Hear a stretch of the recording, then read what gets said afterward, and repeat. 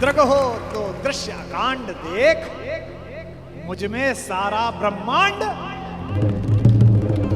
मुझ में सारा ब्रह्मांड देख। चर अचर जीव जर अक्षर अक्षर, नश्वर मनुष्य सुरजात अमर, शतकोटि सूर्य शतकोटि चंद्र, शतकोटि सरत सर क्षिद्र मंद्र, शतकोटि विष्णु ब्रह्मा महेश, शतकोटि विष्णु जलपति धनेश, शतकोटि रुद्र शतकोटि काल, शतकोट दंडधर लोकपाल, जंजीर बढ़ाकर साध मुझे, हाँ हाँ दुर्योधन बांध मुझे। कृष्ण की इस कथा में थोड़ा स्मरण कर्ण का भी कर लो कि उस जैसा कोई आदमी भी पैदा नहीं हुआ जो इतनी सारी चीजों को ठुकरा दे और खुल के कह दे, ए ऋणी कर्ण का रोम रोम, जानते सत्य यह सूर्य सोम, तन मन दुर्योधन का है, यह जीवन दुर्योधन का है। और दो पंक्ति जो कही है कर्ण ने, मैं उसकी दृढ़ता को और उसके समर्पण को प्रणाम करता हूं। सुरपुर से भी मुख मोड़ूंगा, केशव मैं उसे न छोड़ूंगा। जब अभिमन्यु शिविर से बाहर निकला और कृष्ण देखने लगे तो द्रौपदी ने कहा, मेरा बेटा जीवन की सबसे बड़ी लड़ाई लड़ने के लिए जा रहा है कान्हा, सबने उसको जीते रहो का आशीर्वाद दिया, तुमने नहीं दिया। तुमने उससे यशस्वी भव का आशीर्वाद दिया, जीते रहो क्यों नहीं बोला? क्या तुम्हें युद्ध के परिणाम में कोई शंका है? तो कृष्ण ने जो बात कही वही जीवन के युद्ध में भरत वाक्य बनाना।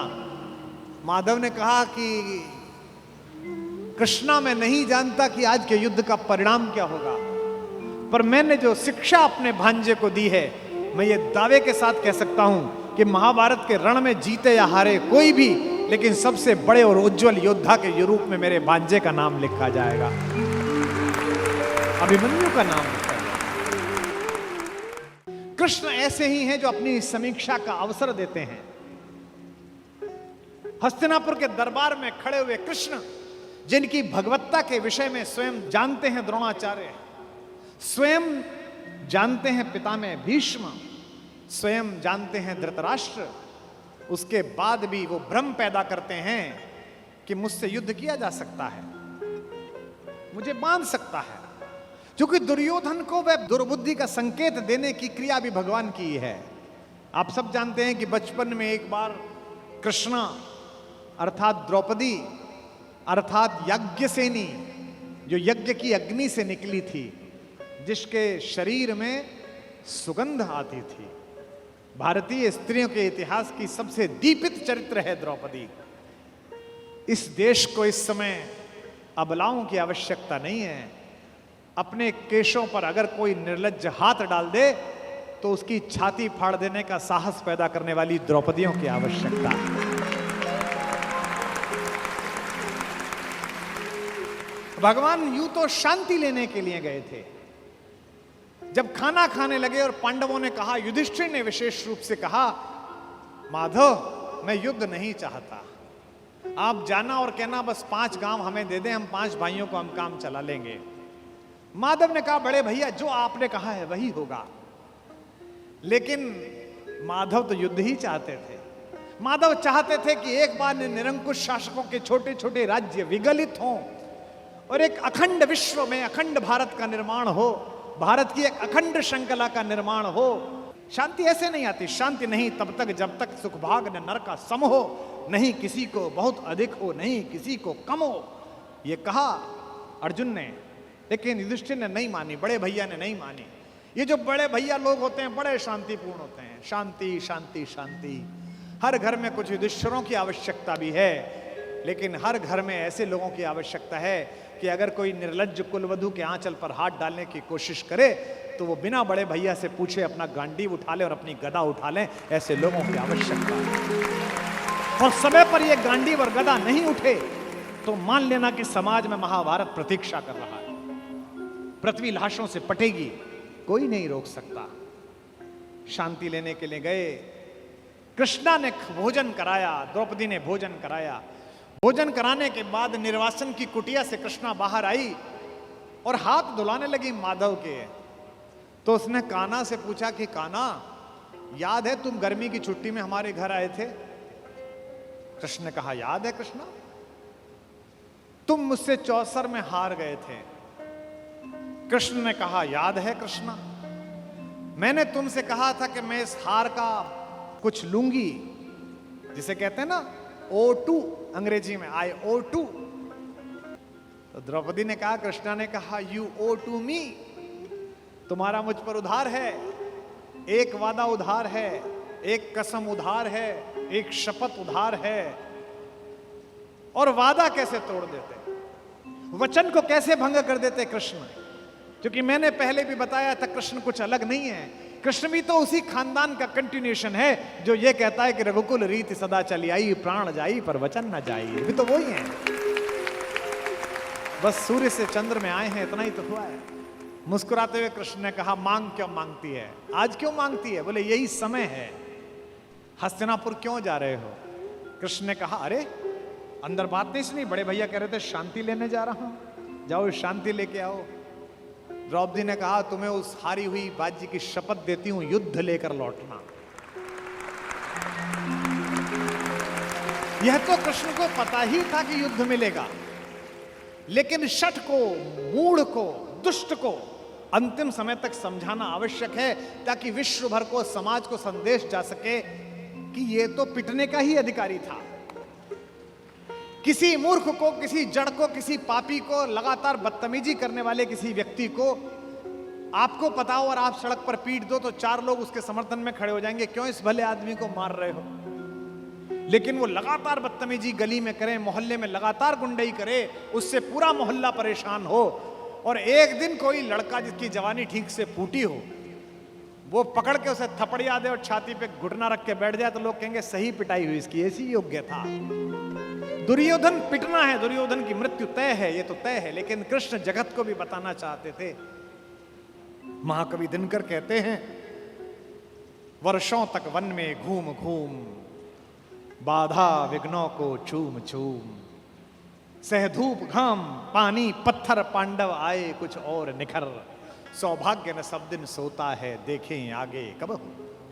मैत्री की राह बताने को, दुर्योधन को समझाने को, सबको सुमार्ग पर लाने को, भीषण विध्वंस बचाने को भगवान हस्तिनापुर आए, पांडव का संदेशा लाए।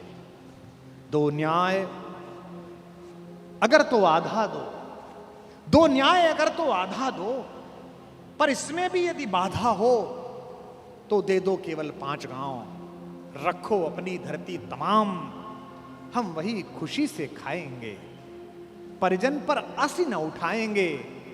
दुर्योधन वह भी दे न सका, आशीष समाज की ले न सका, उल्टे हरि को बांधने चला, जो था असाध्य साधने चला। जब नाश मनुज पर छाता है, पहले विवेक मर जाता है।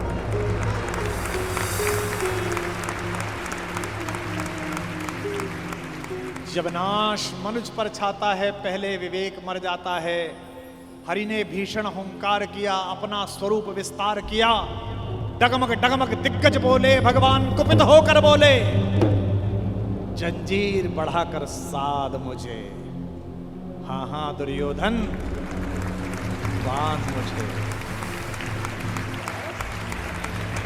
यह देख गगन मुझ में लय है, यह देख पवन मुझ में लय है, मुझ में विलीन झंकार सकल, मुझ में लय है संसार सकल।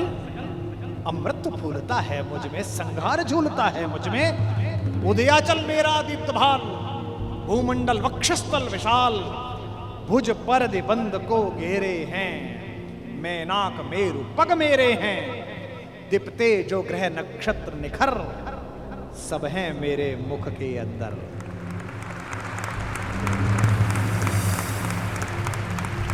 दृग हो तो दृश्य कांड देख, मुझ में सारा ब्रह्मांड, मुझ में सारा ब्रह्मांड देख। चर अचर जीव, जर अक्षर अक्षर, नश्वर मनुष्य, सुरजात अमर, शतकोटि सूर्य शतकोटि चंद्र, शतकोटि सरत सरक्षिद्र मंद्र, शतकोटि विष्णु ब्रह्मा महेश, शतकोटि विष्णु जलपति धनेश, शतकोटि रुद्र, शतकोटि काल, शतकोट दंडधर लोकपाल, जंजीर बढ़ाकर साध मुझे, हाँ हाँ दुर्योधन, बांध मुझे।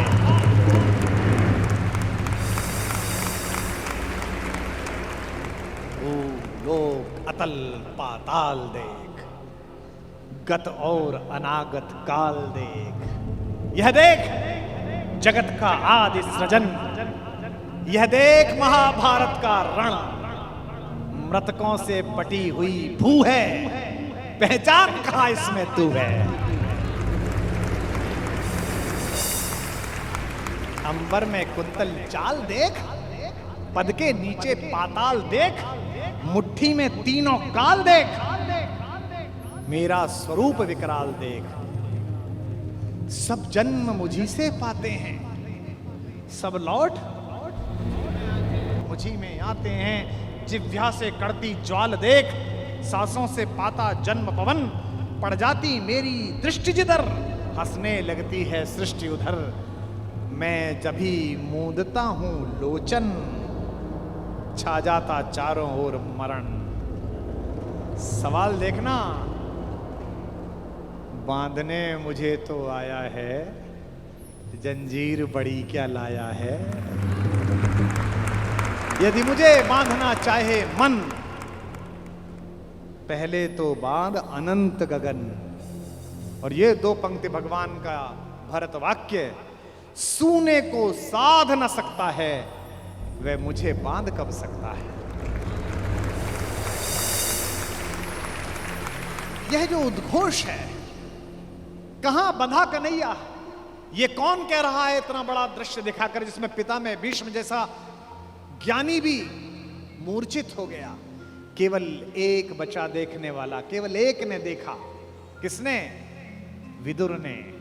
धृतराष्ट्र तो मन की आंखों से महसूस कर रहे होंगे, पर विदुर ने वो साक्षात दृश्य देखा जिसके घर का साग खाकर गए। ये जो कन्हैया है, जो दुर्योधन को देखने का अवसर भी नहीं देता, जो कहता है कि अगर विश्व को साध सकता है, शून्य को साध सकता है, तो मुझे बांधना। यही कन्हैया यशोदा के आंगन में, यमलार्जुन के बीच में रस्सी से बंधा हुआ एक पहर तक रोता रहता, मैया अब खाली कर दे, अब छोड़ दे, अब नहीं चुराऊंगा। बड़ा हो तो ऐसा और छोटा हो तो ऐसा, इसी का नाम कन्हैया। अर्जुन के जीतने में एक ही रोड़ा है, एक ही व्यक्ति है जिससे माधव को भी लगता है कि ये शक्तिशाली रहा तो मेरा दोस्त, मेरा भाई युद्ध हार सकता है। भगवान ने उसे कितने प्रेम से टैकल किया है। राजनेताओं को सीखना चाहिए, कृष्ण से कूटनीति सीखनी चाहिए। जब संधि फेल हो गई और युद्ध लेकर माधव लौटे, तो विदुर के घर पर सुबह ही सुबह कुछ मेहमान आए, कृष्ण से मिलने आए। हम भी कहीं ठहरते हैं तो नगर के लोग मिलने आ जाते हैं, महत्वपूर्ण लोग मिलने आते हैं कि कुमार विश्वास है, तो हम सब कवियों से मिलने लोग आते हैं। तो विदुर के द्वारपाल ने कहा कि अंगराज कर्ण आए हैं। विदुर ने पूछा कि क्या मुझसे मिलना चाहते हैं? उनसे कहिए राज्यसभा में मिले, अब मैं अपने अतिथि के साथ व्यस्त हूं। और अतिथि भी कौन? माखन चोर। द्वारपाल ने कहा जी नहीं, वो आपसे मिलना नहीं चाहते, वो आपके अतिथि से मिलना चाहते हैं। कृष्ण ने कहा उन्हें आदरपूर्वक अंदर लेकर आओ। कर्ण आए, कर्ण ने प्रणाम किया। युद्ध में दुर्योधन की पराजय हुई हो, चाहे कुछ भी हुई हो, महाभारत के जिन चरित्रों में से एक चरित्र पर मैं अंदर तक फिदा हूं, उनमें से एक कर्ण भी है। क्या योद्धा है, क्या अद्भुत। हाँ। कृष्ण मुस्कुराए। कर्ण के चेहरे पर दुख और पश्चाताप का भाव था। कर्ण ने हाथ जोड़कर कहा, माधव, मैं कल राज्यसभा में आपके साथ हुई बदतमीजी के लिए अपने मित्र दुर्योधन की ओर से आपसे क्षमा मांगने आया हूं। भगवान ने कहा, ईश्वर तुम जैसा मित्र सबको दे, जो इतने बड़े अपराध के बाद भी क्षमा मांगने के लिए आ जाता है। ऐसा मित्र सबको मिले। कर्ण ने कहा कि अगर आप मुझे थोड़ा सा भी माधव प्रेम करते हैं तो मेरे मित्र को क्षमा कर दीजिए। उसने गलती की, उसे दूत के साथ ये व्यवहार नहीं करना चाहिए था, और आप जैसे दूत के साथ तो सोचना भी नहीं चाहिए था। भगवान ने कहा मैं उसे माफ कर दूंगा, लेकिन एक शर्त है कर्ण। अंगराज ने कहा कि इसी क्षण मैं आपको अंग प्रदेश का राज्य दे देता हूं, मेरा शरीर ले लीजिए पर मेरे मित्र को माफ कर दीजिए। कृष्ण ने कहा, शरीर देने की इतनी उतावली में मत आओ अंगराज, समय तय हो चुका है, सबको देना पड़ेगा, तुमको भी देना पड़ेगा, पक्का तय है। कर सकते हो तो इतना करो, अब मैं वापस पांडवों के पास जा रहा हूं, हस्तिनापुर की सीमा तक मुझे छोड़ के आओ। उसने कहा, इससे बड़ा सौभाग्य का होगा कि मैं आपको छोड़ने चलूं? आइए मेरे रथ में बैठिए। कृष्ण ने कहा कि ठीक है, मैं तुम्हारे रथ में बैठ जाता हूं। आपकी कार में कोई बहुत बड़ा आदमी बैठने लगे तो कभी भी ड्राइवर से गाड़ी मत चलवाना। ड्राइवर से कहना, तू नीचे उतर, सवार बहुत बड़ा है, अब ड्राइव मैं करूंगा, गाड़ी खुद चलाना सदा। कर्ण ने अपने चालक से कहा कि नीचे उतर, इस रथ पर त्रैलोक्य का स्वामी बैठने वाला है, ड्राइव मैं करूंगा। और कर्ण तो ड्राइवर का ही लड़का है, सूत पुत्र है, उसको तो आता ही है रथ चलाना, वो रथ चालक का बेटा है। कर्ण रथ चलाने लगा, भगवान पीछे से उतरकर कर्ण के पास आकर बैठ गए और थोड़ी देर बाद उसका रथ छोड़कर उसे अपने रथ पर बिठा लिया, वहां भी वही रथ चलाने लगा। अब भगवान ने उससे बातचीत शुरू की।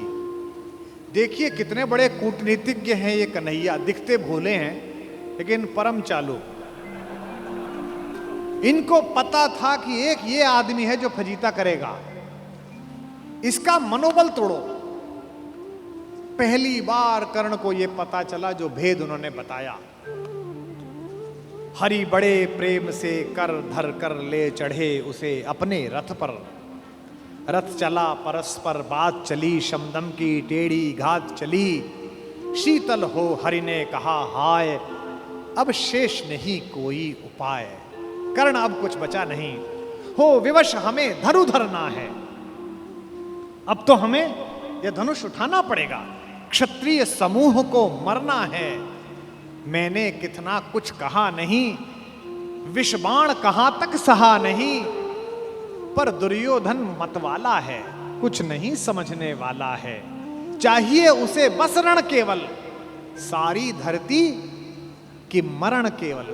ये जो अहंकार है कि मैं कुछ नहीं दूंगा, क्या बोला दुर्योधन 5 गांव माने पे, सूच्यग्रम नैव दास्यामि बुना युद्धे न केशव। हे केशव, तुम 5 गांव मांगते हो, मैं सुई की नोक के बराबर भी जमीन नहीं दूंगा। हे वीर तुम ही बोलो अकाम। बिना पार्शल हुए बोलना। कर्ण से पूछ रहे हैं, क्या वस्तु बड़ी थी 5 ग्राम? 5 ग्राम ही तो मांगे थे, वह भी कौरव को भारी है, मत गई मूढ़ की मारी है। दुर्योधन को बोधूं कैसे, इस रण को अवरोधूं कैसे? सोचो क्या दृश्य विकट होगा रण में जब काल प्रकट होगा। बाहर शोणित की तप्त धार, भीतर विधवाओं की पुकार, निशस्त्र विशस्त्र बिल्लाएंगे, बच्चे अनाथ हो जाएंगे। चिंता में क्या और करूं, शांति को छिपा किस ओट धरूं। सब राह बंद मेरे जाने, अब पासा फेंका। पहले तो माहौल बनाया कि तुम सब मरोगे बेटा, तू भी मरेगा और तेरा यार भी। एक तरीका है बचने का, सब राह बंद मेरे जाने। हां एक बात है, यदि तू माने, देखो कैसे फुसला रहे हैं, तो शांति नहीं जल सकती है, समरागनी अभी टल सकती है। पा तुझे धन्य है दुर्योधन, तू एकमात्र उसका जीवन, तेरे बल की है आस उसे, तुझसे जय का विश्वास उजे। तू संग न उसका छोड़ेगा, वह क्यों रण से मुंह मोड़ेगा। जब तक तू उसके साथ है वो लड़ाई नहीं छोड़ सकता। बस ऐसा कर, तू उसे छोड़ दे। क्यों? क्या अघटनीय घटना कराल।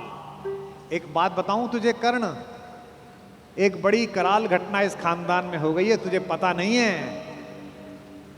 तू प्रता कुक्षिका, प्रथा मतलब कुंती, तू कुंती कोख का प्रथम लाल, तू कुंती का पहला बेटा है। ये पहली बार कर्ण को स्वयं भगवान श्री कृष्ण ने बताया है, सबसे पहली बार। अच्छा, ये बात पहले भी बता सकते थे कभी, कर्ण तो रोज मिलता था। जब 14 साल का वनवास था तब बता देते। नहीं, अगर तुरुप का इक्का आ जाए तो शुरू में मत फेंको, बचा के रखो, फाइनल टेबल पे काम आएगा। अब कर्ण को बता रहे हैं कि तू तो कुंती का लड़का है, पनसूत अनादर सहता है, कौरव के दल में रहता है, किस्मत के फेरे में पड़कर का प्रेम सदा बसा दुश्मन के घर, निज बंधु मानता है पर को कहता है शत्रु सहोदर को। पर इसमें दोष न तेरा है, तेरा कोई दोष नहीं है। अब कहा मान इतना मेरा, अब इतनी मान, चल होकर संग अभी मेरे जहां 5 भ्राता तेरे। कहते हैं एक काम कर, अब मेरे रथ पे से उतरी मत, अब मैं हाँक रहा हूं और सीधा वहीं जाकर रुकेगा जहां तेरे 5 भाई हैं। जिसको जिंदगी में किसी ने भाई नहीं कहा, जो मां की एक पुकार के लिए जीवन भर तरसा है, उसको जिंदगी का सबसे बड़ा प्रलोभन दे रहा है हमारा कान्हा। क्या कह रहा है? बिछुड़े भाई मिल जाएंगे, सब मिलकर मोद मनाएंगे, कुंती का त्यू ही परम तने ज्येष्ठ, बल बुद्धिशील में परम श्रेष्ठ। और क्या करेगा? पद त्राण भीम पहनाएगा, भीम तेरे को चप्पल पहनाएगा। कैसे कैसे लालच है, कैबिनेट मिलेगी,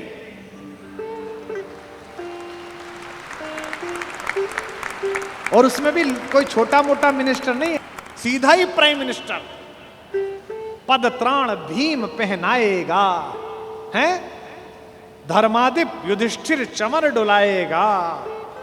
तेरे दरबार के बाहर कौन खड़े होंगे? पहरे पर पार्थ प्रवर होंगे। जो तेरा दुश्मन है, तेरा छोटा भाई अर्जुन, ये तो तेरा एनएसजी कमांडो बनेगा। पहरे पर पार्थ प्रहर होंगे, सहदेव नकुल अनुचर होंगे, सब लोग तुझे पहचानेंगे, असली स्वरूप को जानेंगे। खोई मणि को जब पाएगी, आखिरी दाव जो मारा है, खोई मणि को जब पाएगी, कुंती फूली न समाएगी।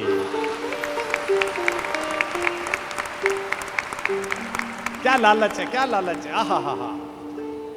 कुरुराज स्वयं झुक जाएगा, संसार बड़े सुख में होगा, कोई न कहीं दुख में होगा। सब गीत खुशी के गाएंगे, तेरा सौभाग्य मनाएंगे। और आखिरी में ऐसी बात कहता है, और कौन दुनिया को जो देता है वो भीख मांग रहा है। मेरे कन्हैया को पृथ्वी की आग टालने के लिए भीख मांगनी पड़ी।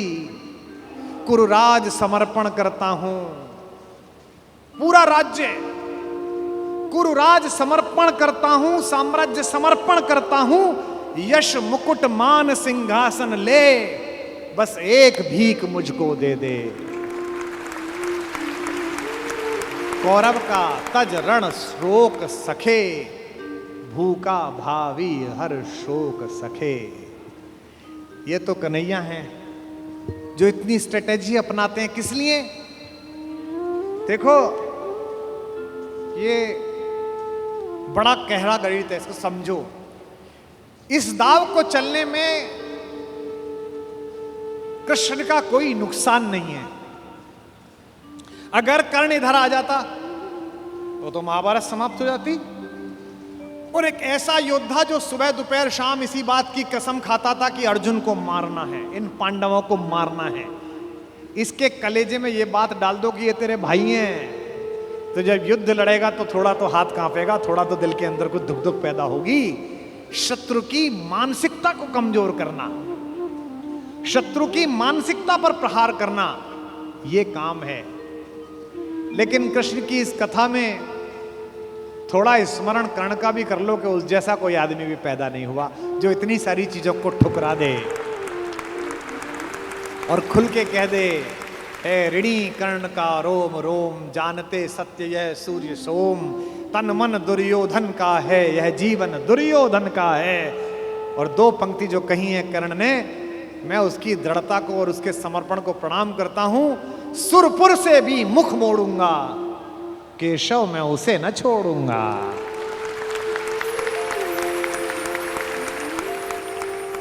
ये जो चरित्र है कृष्ण का योजना बनाने का, पहले कुंती को भेजा, जाओ बता के आओ कि तुम उसकी मां हो।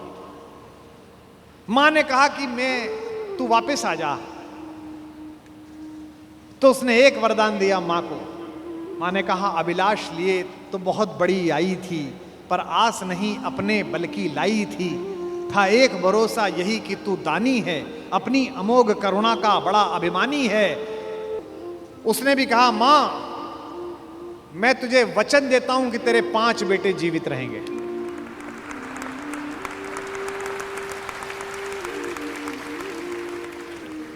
इसका मतलब है कि कर्ण ने कहा कि युद्ध के बाद 5 बेटे जीवित रहेंगे। अर्जुन के अलावा किसी पर हथियार नहीं उठाऊंगा। अर्जुन मिलेगा तो छोड़ूंगा नहीं। अर्जुन मर गया तो युद्ध समाप्त करवा दूंगा, तब भी तेरे 5 बेटे जिंदा रहेंगे। खुलकर कहूंगा ये मेरी मां है। और अगर अर्जुन का दाव चल गया मां, तो तुझे पता और मुझे पता कि हम मां बेटे हैं, तेरे 5 बेटे जिंदा रहेंगे। जा मां, मैं तुझे वरदान देता हूं। तू दान दान हट रही किंतु क्यों माता, पुत्र ही रहेगा सदा जगत में दाता। मैं ही देता रहूंगा।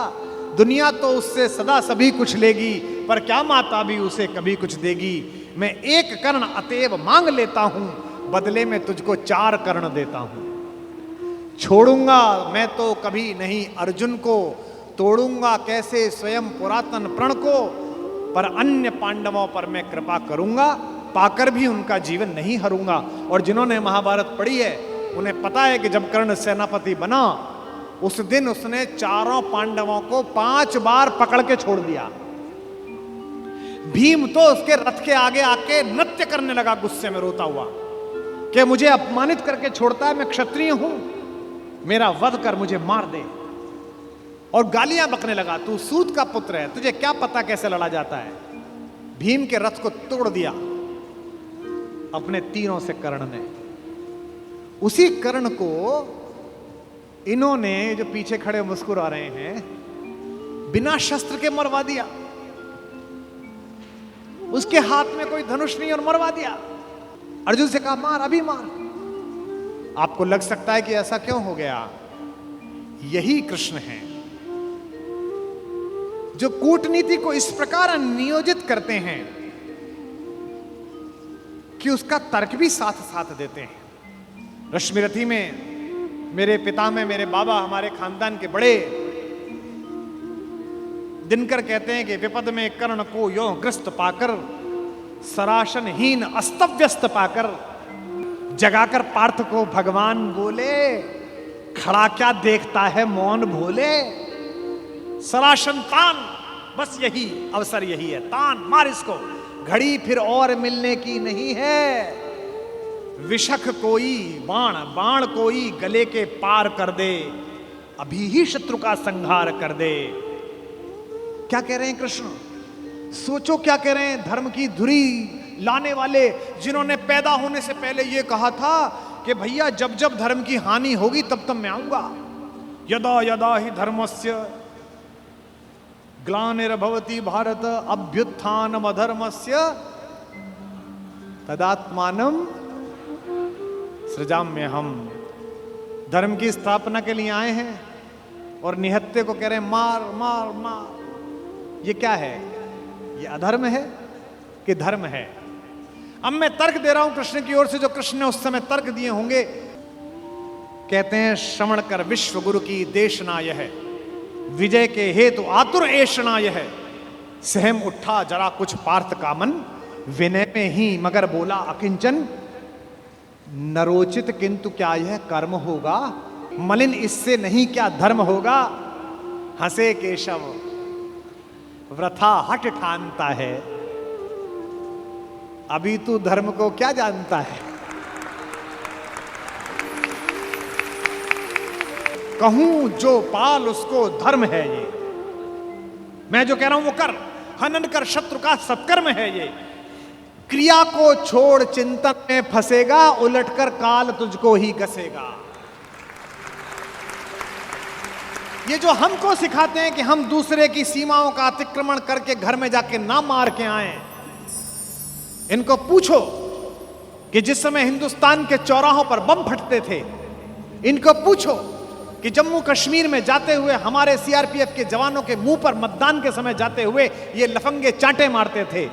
इनको पूछो कि पड़ोसी के भीख मिले हथियारों से हिंदुस्तान की मां बेटियों को आतंकित करने वाले और केसर की क्यारी में बारूद भरने वालों को सीमा के अंदर पार घुस के मारा जाए कि ना मारा जाए। देश का एक एक बच्चा कहेगा कि मारा जाए। नहीं, जब पार्थ को देखा सुधरते, हृदय में धर्म का टुक ध्यान धरते, समय के योग्य धीरज को संजोकर कहा राधे ने गंभीर होकर। अब कर्ण बोला, हर पापी, हर अनाचारी, हर दुष्ट जिसने दुष्टता में साथ दिया है वो ज्ञान देने लगता है। भूल गया अर्जुन के कौन ज्ञान दे रहा है। अर्जुन के अंदर भक्ति, मनुष्यता, भावना सब पैदा हो गई। नरोचित धर्म का कुछ काम तो लो, बहुत खेले जरा विश्राम तो लो। फंसे रथ चक्र को जब तक निकालूं, धनुष धारण करूं, प्रहरण संभालूं, रुको तब तक चलाना बाण फिर तुम, हरण करना कर सको यदि प्राण तुम। नहीं अर्जुन शरण में मांगता हूं, समर्थित धर्म से रण मांगता हूं। कर्ण कहता है कि धर्म से युद्ध करो। कृष्ण मुस्कुराए कि बेटा अब फंसा के, अब मैं तुझे धर्म समझाता हूं, है ना। उपस्थित देख हो न्यायार्थ हरि को, निहारा पार्थ ने हो खिन्न हरि को। अर्जुन का तो सॉफ्टवेयर हैंग हो गया। इसे मारूं कि ये जो कह रहा है धर्म वो पालूं। और जब सॉफ्टवेयर हैंग हो जाए तो क्या करना चाहिए? जब तुझसे ना सुलझे तेरे उलझे हुए धंधे, भगवान के इंसाफ पर सब छोड़ दे बंदे। खुद ही तेरी मुश्किल को वो आसान करेगा, जो तू नहीं कर पाया वो भगवान करेगा। उपस्थित देख यो न्यायार्थ हरि को, निहारा पार्थ ने हो खिन्न हरि को। मगर भगवान किंचित भी न डोले। अभी तक तो हंस रहे थे, मुस्कुरा रहे थे, करते मार। जैसे ही कर्ण ने धर्म बोला, भगवान के अंदर से आग निकली। कुपित हो वज्र सी यह बात बोले, प्रलापी ओ उजागर धर्म वाले, बड़ी निष्ठा बड़े सत्कर्म वाले। मरा अन्याय से अभिमन्यु जिस दिन, कहां पर सो रहा था धर्म उस दिन।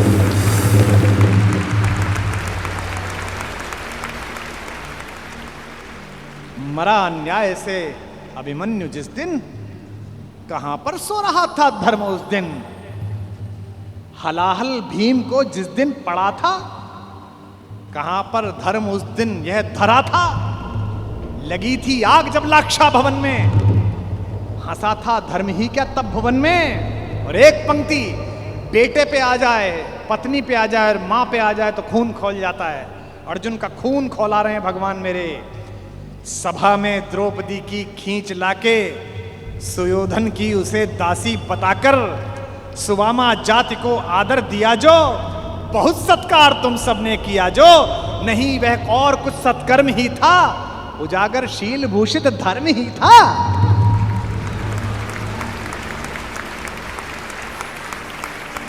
जिस दिन एक रजस्वला बेबस महिला को बाल से खींचकर तेरे दोस्त का नीच छोटा भाई लाया था, और तेरे उस तथाकथित मित्र ने अपनी जंघा पर हाथ मारा था कि यहां बैठेगी, उसी दिन तय हो गया था कि इस जंघा पर धर्म युद्ध के खिलाफ चोट पड़ेगी।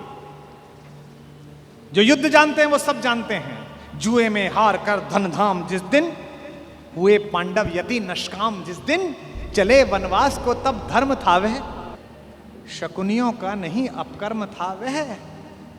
और कोई अपकर्म नहीं होता। कटी से नीचे प्रहार करना अधर्म है, लेकिन दुर्योधन की जंघा तोड़ी भीम ने, कोई नहीं। ये जो रणनीतिकार कृष्ण है। खांडव दहन हुआ, आप सबको पता है, आग लग गई, आग बुझी नहीं, इंद्र से भी नहीं बुझी। तो इंद्र ने अपने बेटे से कहा, अर्जुन से कहा कि भाई बुझा। सर्पों ने कहा कि बुझा। अर्जुन ने बादलों में तीर मारा और बादल बरसे। जब पुरुषार्थ आ जाता है तो तीर आदमी ऐसे ही मारता है, कभी बादल में मारता है, कभी जमीन में मारता है। पिता में भीष्म जब पड़े हुए थे शरशैया पर, उनके मुंह से निकला पानी, कोई सोने के मटका लाया, कोई चांदी के मटके लाए। उन्हें अर्जुन की तरफ देखा कि पड़पोते पानी। अर्जुन ने तीर मारा पृथ्वी पे। कुरुक्षेत्र चले जाइए, आज भी आपको मिल जाएगी वो नदी जहां जमीन का स्तर तक, वहां तक तीर गया। और साइंस देखिए तीर की, ड्रिलिंग देखिए कि उतनी ही तेजी से गया और धार उतनी ही आई जो पिता में भीष्म के होठों तक आई। आज भी अर्जुन के तीर से निकली हुई इस नदी को हमारे उत्तर भारत में बाण गंगा कहा जाता है। कभी दर्शन करके आइए इस नदी। महाभारत में जब जब पढ़ता हूं, युद्ध का एक एक दिन बढ़ता चला जाता है और मुझे कृष्ण के ऊपर बेचैनी प्रारंभ हो जाती है। मुझे लगता है अब तो कूदो, अब तो करो, अब तो कुछ करो। वो कुछ भी हो जाने देते हैं। जब नारायण श्रीहरि ऊपर से नीचे चले, राम के अवतार के बाद मर्यादा पुरुषोत्तम बड़े ठाकुर के अयोध्या से विदा होकर साकेत पहुंचने के बाद ये योजना बनी कि अब छोटे ठाकुर को नीचे भेजा जाए, तो सारे देवी देवता, सारे नक्षत्र भी पृथ्वी पर चलने के लिए आतुर हुए। सदा ऐसा होता है। शेषनाग आ गए थे लक्ष्मण के रूप में, सब लोग नीचे आ ही जाते हैं। सूर्य भी तैयार हो गया, इंद्र भी तैयार हो गए, सबने अपने अपने अंश भेजे पृथ्वी पर। इंद्र का अंश कौन है? अर्जुन है। सूर्य का अंश कौन है? कर्ण है। एक देवता ऐसा था जिसने कहा जी मैं तो जा नहीं रहा, तो भगवान ने कहा अपने लड़के को भेज दे। उसने कहा मेरे को तो अपने लड़के से बहुत प्यार है, मैं तो भेजूंगा नहीं, और मैं इतने दिन दूर कैसे रहूंगा, मेरा बेटा तो इतना सुंदर है। वो देवता था चंद्रमा। इस चंद्रमा को शुरू से ही शिकायत रहती है। अच्छा, भगवान का तो वंश था। भगवान ने कहा कि अजीब आदमी है तू, हमारे ही घर के लोग नहीं जाएंगे तो दुनिया क्या कहेगी। सूर्य अपना अंश भेज रहे हैं कर्ण के रूप में, इंद्र अपना बेटा भेज रहा है, अंजनी कुमार अपने दोनों बच्चे भेज रहे हैं नकुल सहदेव के रूप में, धर्मराज स्वयं उपस्थित हो रहे हैं युधिष्ठिर के रूप में, और तू नहीं चलेगा, ना तेरा लड़का चलेगा। उसने कहा कि कन्हैया एक काम कर लो, लड़का ले जाओ मेरा। दो शर्तें हैं, एक तो लड़का आपके पास रहेगा, और बोले एक ये 16 साल का हो जाए तो उसे वापस भेजना पड़ेगा तुरंत। चंद्रमा का वो पुत्र क्या बन के आया? कृष्ण का प्राणों से प्रिय भांजा अभिमन्यु बनकर उपस्थित हुआ। चंद्रमा के पुत्र के रूप में जन्म लिया। और भगवान का अगर कोई योग्यतम शिष्य है जिसने भगवान से शस्त्र विद्या सीखी है, वो अर्जुन का बेटा अभिमन्यु है। अपने पिता की तेजस्विता से भी वो आगे है। इस समय दुनिया की आईवीएफ लैब्स ये बता रही हैं कि प्रसव के काल में जो कुछ सुना पढ़ा गया है उसका बच्चे पर असर पड़ता है।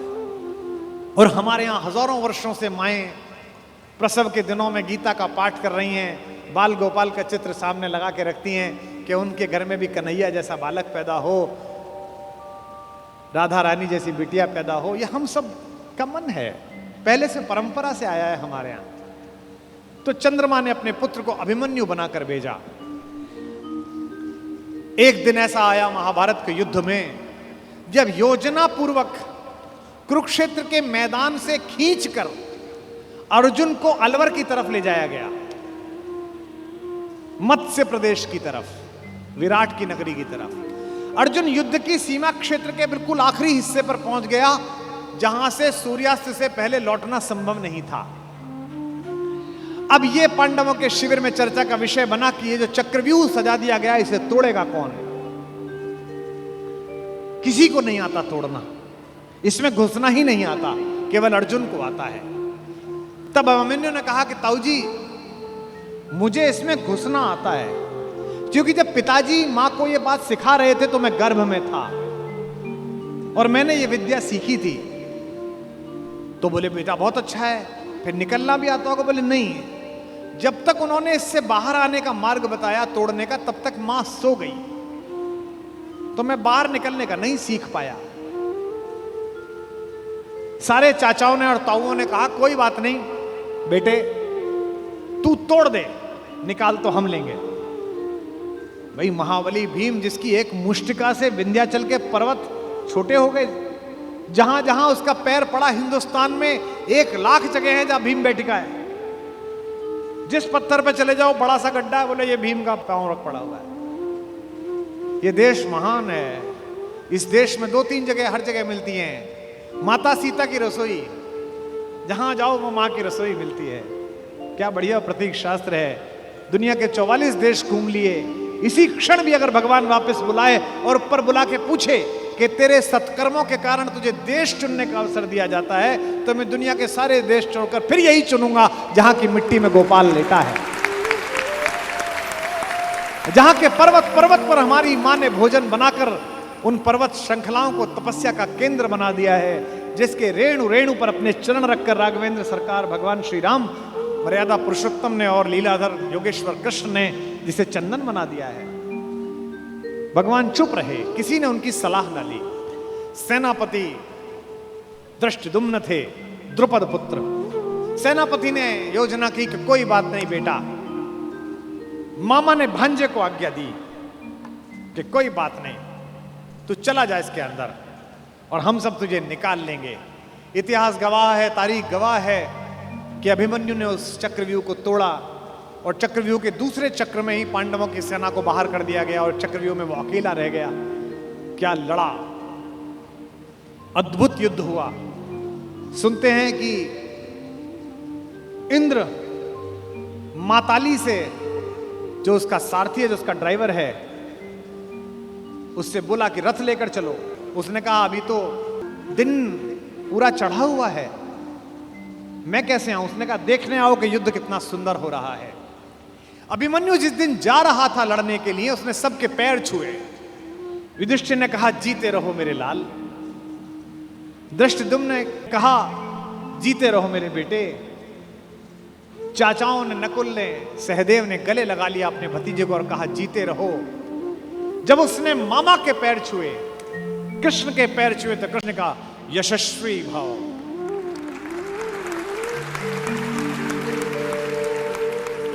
जब अभिमन्यु शिविर से बाहर निकला और कृष्ण देखने लगे,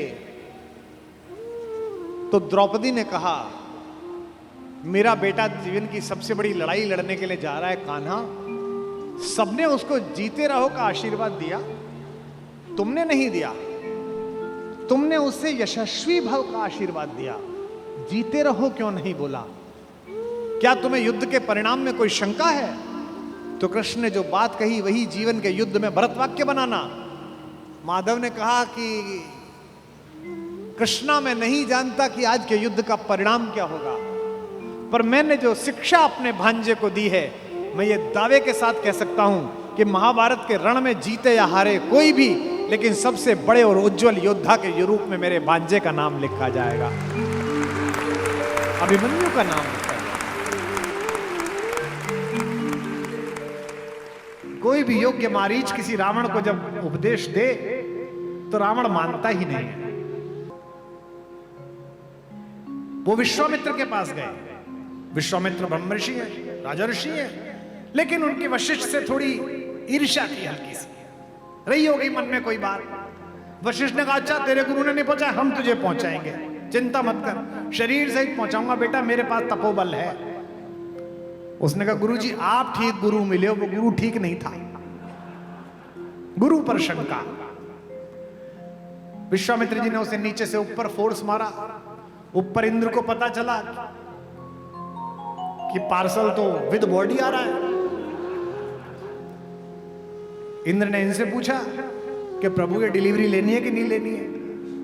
इन्होंने कहा नहीं नहीं, जब तक भस्मीभूत होकर गंगा में ना घुल जाए तब तक मैं प्राण नहीं लेता। ये पात्रता है, गेटवे यही है, पहले वीजा बनेगा फिर बॉर्डर क्रॉस होगा। उन्होंने ऊपर से बल लगाया, वो नीचे लटक गया। अब त्रिशंकु बीच में लटका हुआ है, नीचे से विश्वामित्र ऊपर भेज रहे हैं, ऊपर से इंद्र नीचे भेज रहे हैं, वो बीच में लटका हुआ है।